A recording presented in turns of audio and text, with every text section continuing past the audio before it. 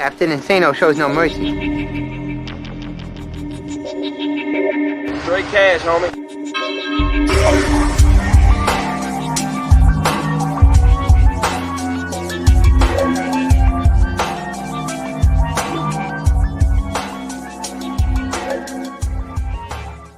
Hold on to your butts. What's up, everybody? Welcome back to the Basic Monsters Game Day Podcast. I'm Ivan Vargas. That's Luke Nettles. Just about halftime, 15 seconds in, and then there goes the kneel down by Jacoby Brissett. It is 35-14. Tennessee Titans over the Indianapolis Colts. It has been a King Henry show. 140 yards, three touchdowns for Derrick Henry, and he has just been amazing today. And what's the problem?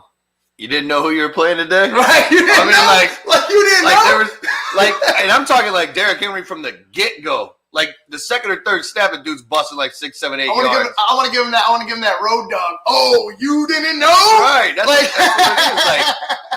it is. This guy's in your division. You know, you did exactly what you needed to do last game. And then this game, all of a sudden, you're just like, we're not going to worry about Derrick Henry. I know. It's amazing. Look, we're going to go ahead and bring in my guy, Marco Velasquez, right now. I'm sure he's ecstatic. We were talking to him earlier before we jumped on. Marco, how about those Tennessee Titans? Man, what a start from the get-go. Just, getting the ball moving downfield. It was just, an incredible first two drives. Colts stayed toe-to-toe, but Tennessee's defense definitely started showing up later on in the quarter, in the half, I should say. But man, what a monster game for Derrick Henry, and it's only the first half of the game. So 140 plus yards, definitely content seeing that play right now. Dude, and then you saw at the end that final touchdown. That was the Ryan Tannehill fake. That's gonna happen. That's gonna happen when you got a Henry running for 140 yards. That's why he's there. That's why he's there. Not to mention that big strike. And you were talking about, and I want you to talk about that more.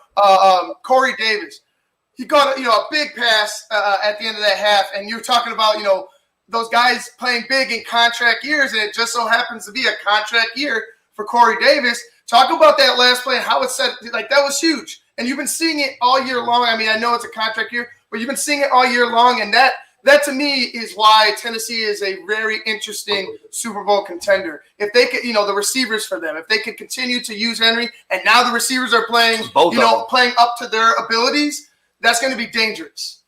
Absolutely. Corey Davis, I think from the moment he got drafted in Tennessee, I think Tennessee was definitely had high expectations for him.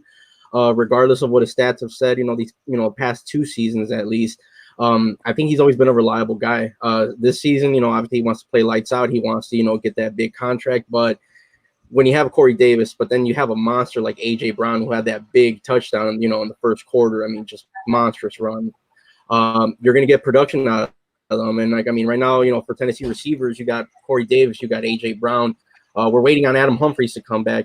Sadly, he took that concussion and big third down guy right there. But at the moment, Tennessee receiving core extremely content with what I'm seeing right now. And A.J. Brown, 2 receptions, 76 yards. Corey Davis, 3 receptions, 70 yards. And the next leading receiver, Jeff Swaim, 2 for 20. Man, it's amazing to see what happens when you have a dominant run game. And now, like we were saying, we had. Not only that they were kind of like playing down to their potential, it's just maybe the offense wasn't ready yet for the receivers. You know what I mean? Now you have an offense that can beat you every way.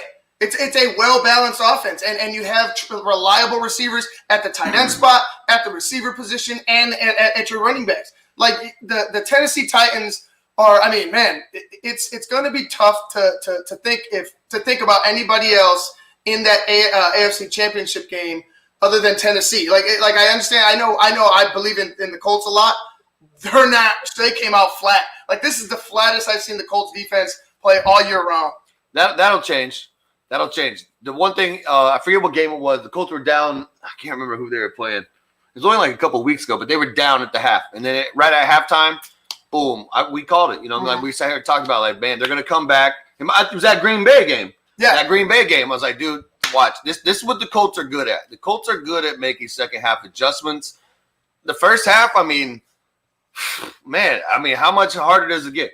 Stop Derrick Henry Because, I mean, if I'm the Colts defense, that's exactly what I want to do first, is let Tennessee know. And it's maybe not physically, but mentally you're sending a message that, like, listen, you're not going to do this. And you make a coach double guess, double think yourself. Like, oh, damn, maybe we need to get away from it. Mm-hmm.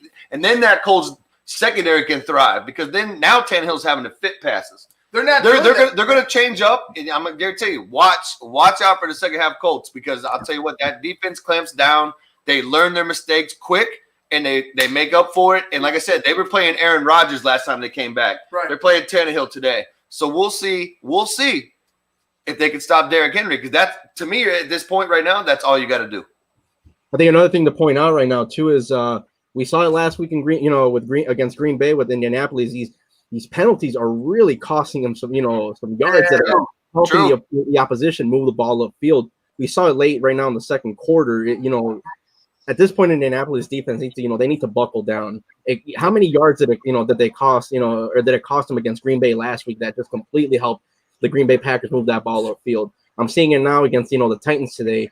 If Indianapolis wants any shot at getting back into this particular game, they're going to have to, work on those penalties at the moment right now. Yeah, discipline is going to be the key for them, and it's weird. Like a team that was so disciplined at the beginning of the season, and we're well into the second half now, I would say.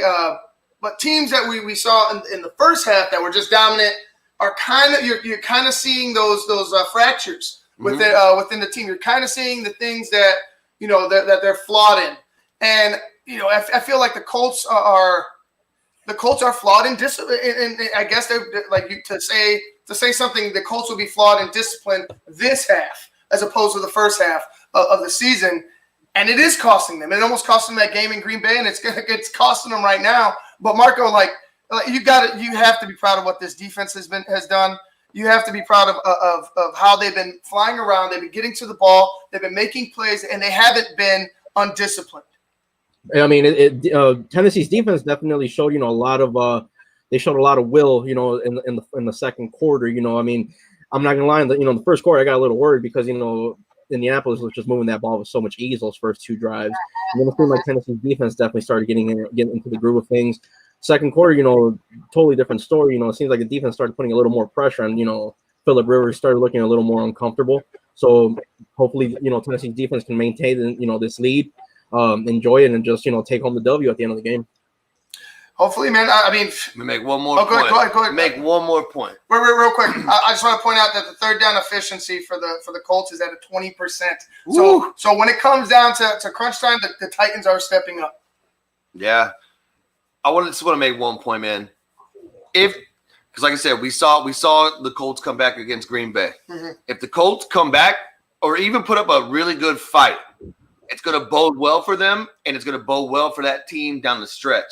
Because that team is going to start getting that ingrained. That they can come back. That we can do this. We can do this. Once they start putting their minds to it, and they pull out a couple tough ones where they're down 2 or 3 touchdowns, if they start having confidence like that, that's contagious. That's contagious, and that can carry over. And not taking anything away from Tennessee. They're doing exactly what everybody thought they were going to do. Exactly. So I mean, if it's working, if it's not broke, don't fix it. Exactly. But we'll see. That I feel like the Colts secondary, especially today, is going to start coming up big because I feel like they're going to stop Henry. Yeah. We'll see in the second half. It's going to. I mean, you have to come out firing at all cylinders if you're the Colts to think about coming back in the second half. It's going to be interesting. I know they got that sledgehammer in Henry. Marco, you know that, and he's just Mr. Reliable. His workouts in the offseason have you see the durability. You see what the fruits of his labor, in the offseason, because he's just consistent. He just consistently beats you down. It's a matter of will to Derrick Henry, and he knows that to win a battle of attrition, your body needs to be 110% in line, or in line and healthy. And the dude has prepared himself. Completely. Joke. We saw what happened against the Ravens at the end of that game. The Ravens had were dead. The Ravens were dead. The Bills game. The Ravens were dead in the water that final drive in overtime because Henry just was the consistent. And I fully expect them to continue with that. in the second half. Keep that offense off the field. Don't let that defense breathe, and let Derrick Henry just work it right. Just work the ball. Pound them down. Keep going. Should seal this. Should seal this victory. Defense has to come up big right now. Right. All right, Marco, we're going to let you go, bro. Thanks for coming on. We'll see. We'll talk. If you want, you can join us in the post game. We'll talk about the end of the game, wrap things up for the Colts and Titans before we jump over to Luke's game, which is going to be slaughter. It's probably the game of the week if it wasn't for Bears-Packers. It still might be, which is the Bucs versus the Kansas City Chiefs. But all right, Marco, we'll see you later, brother. See you post game, guys. All right, guys, that was Marco Velasquez, man. And dude, his Titans are kicking ass, man. His Titans are kicking ass. We've covered the Titans a lot this year because they've been good. And man, this, like I said, this team, both these teams in the AFC South, they are Super Bowl contenders. Yeah, the Titans were there against the Chiefs last year. Mm-hmm. So just imagine. Like I said, this is what the Titans would like to do. They pound it with Derrick Henry, get up by some scores, and now you can kind of put it in cruise control. Not on the defensive side of the ball, but on the offense. You don't have to score. If your defense is containing them and you're able to run the ball, stop right there. Continue to do that. Just that. Run the ball, contain them. That's it. Even if you hold them to 3, that's fine. You guys are up enough. You don't have to play aggressive, but you also don't want to let Rivers get you.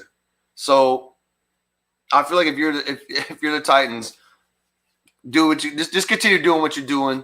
And play defense and just let you guys get out there and run the ball. That's it. We'll see. All right, guys, we're going to get out of here. This has been the Basic Monsters podcast on SportsZone Chicago. I'm Ivan Vargas. That's Luke Nettles. We will be with you guys at the end of Titans and Colts to lead into Bucs and Chiefs. Until then, peace.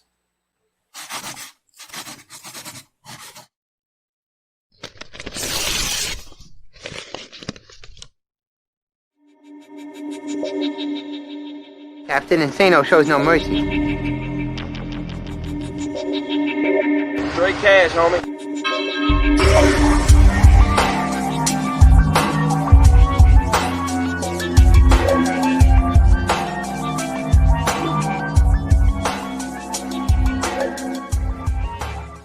Hold on to your butts.